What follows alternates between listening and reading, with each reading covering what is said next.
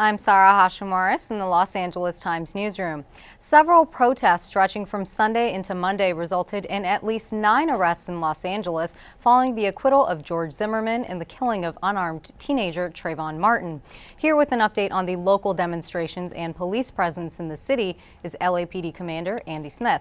Hello. Andy, thanks for being here. So let's start off with these at least 9 arrests and these various demonstrations throughout the city. Where were they? What did they entail? What did the arrests entail?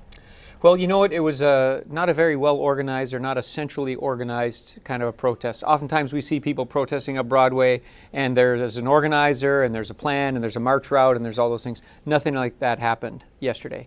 It was a lot of kind of an organic protest. People came out of their buildings, out of their houses and said, we're upset at what happened and we want to be heard. And so there were a lot of little protests.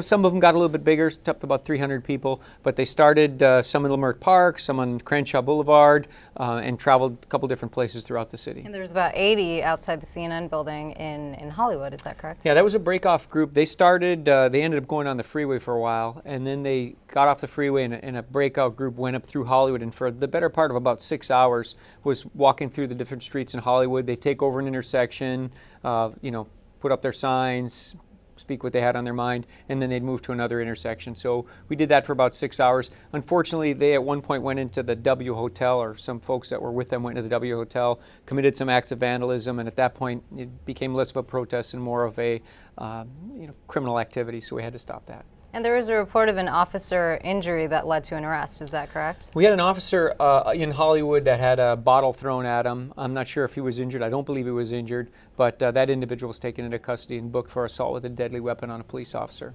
And this morning, the citywide tactical alert was called off. Where is police presence going to be today, and what do you expect in terms of additional protests?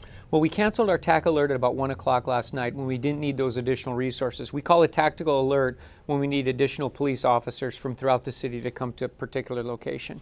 What we're expecting today is if there's more protests, our response is going to be completely based on what the protesters do.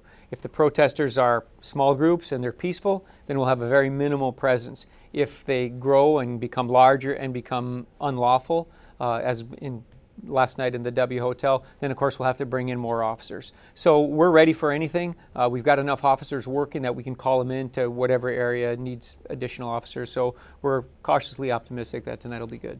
And has LAPD kind of been clued in as to where any potential protests could be happening tonight? Well, that's the tough part of this kind of group that we have here. It's really not well organized. It's no central organization. There's no one person. We know people in the crowd sometimes. Last night I ran into some of the folks that used to be in Occupy and at other May Day protests, and I've developed a rapport with them, so I'm able to talk to them, and but they're really not the identified leaders. There's no real leader in many of these little marches that are out there, so it's a little more difficult. What we do is we meet with whoever seems to be the impromptu leader, ask for voluntary compliance, and see what their plan is. Oftentimes they don't have a plan. They want to march here or there and decide as they go. We just don't want them to go on the freeways, and we don't want them to break anything, or we certainly don't want anybody to get hurt.